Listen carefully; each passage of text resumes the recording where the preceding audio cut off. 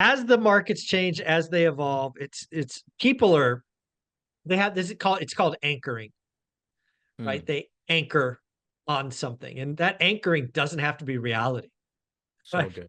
It's So just good. it's one of the hardest jobs as a listing agent is understanding the anchoring. Yeah. And anchoring eventually gets undone either by time or by some event. Alrighty, folks. I don't know if you know this, but the real estate market is ever changing. We have some locales that are clearly buyers markets. Yes, buyers markets, not sellers markets. And unfortunately, if you happen to be a seller in one of these markets and you don't know it is a buyer's market, you are very likely going to be tied to what I call wish pricing. Now, in fairness, this is not most of the country, but there are a couple of locales that maybe they had some short-term rental changes or Airbnb or whatever, and it is suddenly flipped to a buyer's market.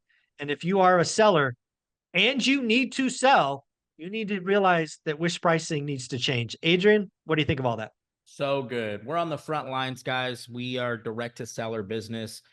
We get, I don't 7, 8 calls a day from sellers that are calling into our services asking to buy their house. And I would say about 60% of them are all wishful pricing, Oh, especially like Zuber just said, and now makes total sense, especially those Airbnb markets, especially those markets that you would never, they're so caught up on what happened in the Airbnb bubble that they're thinking they're still going to get that price. They're thinking that someone's going to come in and rent it out for or Airbnb it for what they were getting, and they are drastically wrong. yeah, there are a couple of markets in Southern California, maybe even Arizona, really Southern California, given some changes in laws, like Palm Springs. I can think of Palm Springs. I read a Yep. article about a building in Palm Springs that sold for 1.1 million in like 2020, might have been early 2021, that just foreclosed and resold at 600. The laws changed, Oh, the rules changed, wow. and that's now a new comp, right? So there's a lot of people that bought thinking of Airbnb riches. The city or locale changed. Now you're host. You only had one strategy that worked. That strategy no longer works, and pain, pain, pain. So if you are in that market and you need to sell, don't have wish pricing. And we talked about, it's funny, we talked about this on your channel about a year and a half ago on Mhm. if you can't rent your Airbnb out, if you can't rent that property out and get a normal market value and still Month to make month. money, Yep. sell Don't that do it. property. Don't buy Yeah. it. Doesn't We make any told people to sense. sell. Yeah, we told people to sell. We did. I know I sold mine. I listened to what we were Yep. saying and I sold mine. And sure enough, guys, city cracked down. We had properties in Lake Havasu and Big Bear. Both of them cracked down on the amount of not just renewal. So let's just say that you had a permit to Airbnb your property for a short-term vacation rental. They limited on how many were able to get vouchers. And then whoever had them, you couldn't just go renew. You had to go reapply because they were very specific on who they allowed in there, right? I was having a talk with 2 sellers, one in Big Bear. It's crazy. These were both yesterday. One in Big Bear, who is listed on the market for $600,000. The house is maybe 900 square feet. Go. Comps in the area are 400, 380 to 425.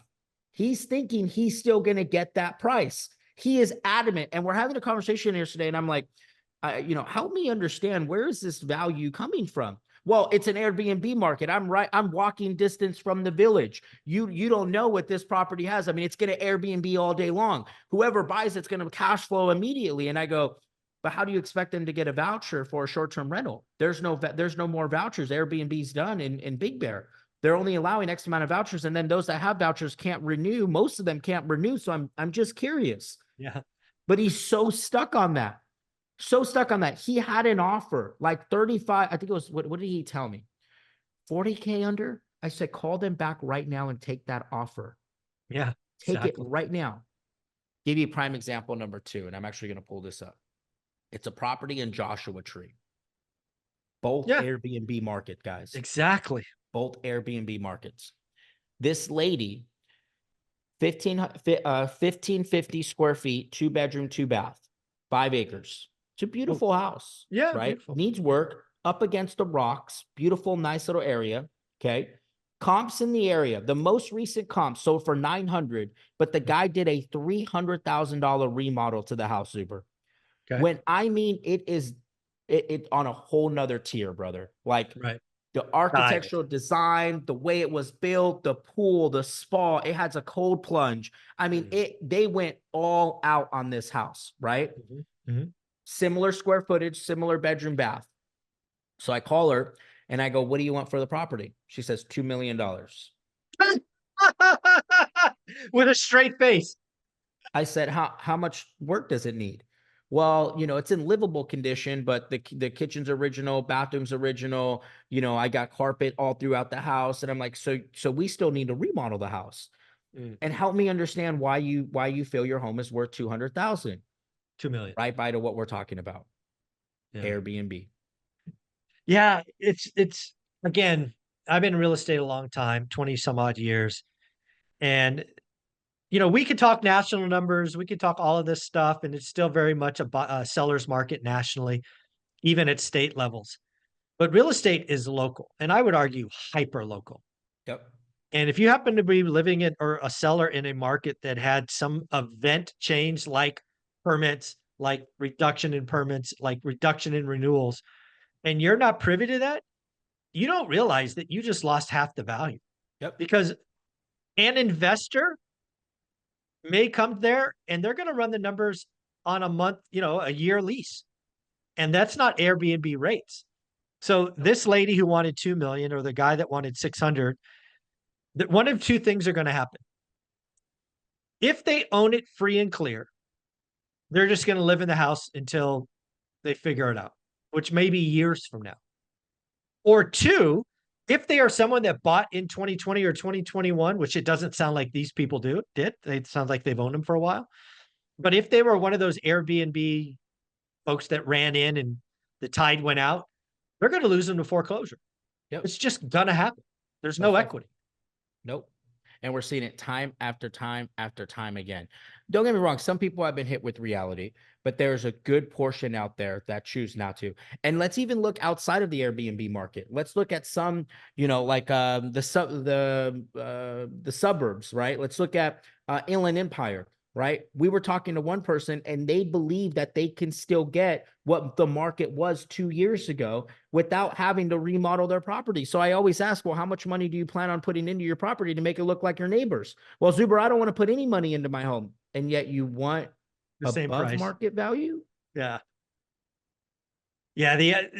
As the markets change, as they evolve, it's people they have this it's called anchoring, right? They anchor on something, and that anchoring doesn't have to be reality. So right? good. It's so just, good. it's one of the hardest jobs as a listing agent is understanding the anchoring. Yeah. And anchoring eventually gets undone either by time or by some event. So it's interesting. And agents and wholesalers and flippers, you guys, it is your job to educate the seller on why it's not. Like, I'm sending out market data. So like the first thing I did with that Joshua Tree lady, I sent her all the market data on Joshua Tree. And I said, look, at the end of the day, it's going to be impossible for us to buy your house unless you come down at least $400,000. Like, it's not going to happen. You're out of your mind. You're crazy, right? I'm sorry, 1.4 million. Unless you come down 1.4 million, it's not going to happen.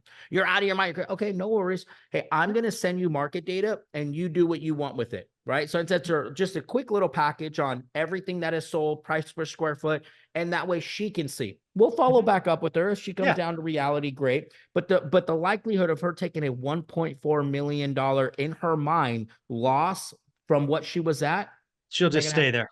She'll just stay there. Just stay there. And here's the bad thing: she really needs to sell. She actually has like an actual. There's a family issue where she needs to get somewhere, but yet you can't. What did Mike Ferry say? He goes, you can't uplift the downtrodden.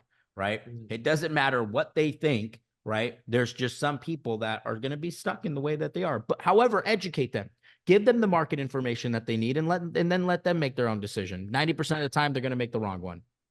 Yep. Folks, at the end of the day, we do not have a national housing market. We don't even have state or local. It's very much a hyper thing. So again, if you have a buy box and you happen to be shopping in one of these markets like Lake Havasu or Big Bear or Joshua Tree, please write disrespectful offers. Don't get got. Don't catch a falling knife. There are markets that are quickly growing in inventory, and I don't want anybody to get hurt. So be careful out there. Adrian, where can people find you? Instagram, guys, at Adrian Hernandez. Make sure you hit that subscribe button. Appreciate you, Zuber. Thank you, buddy.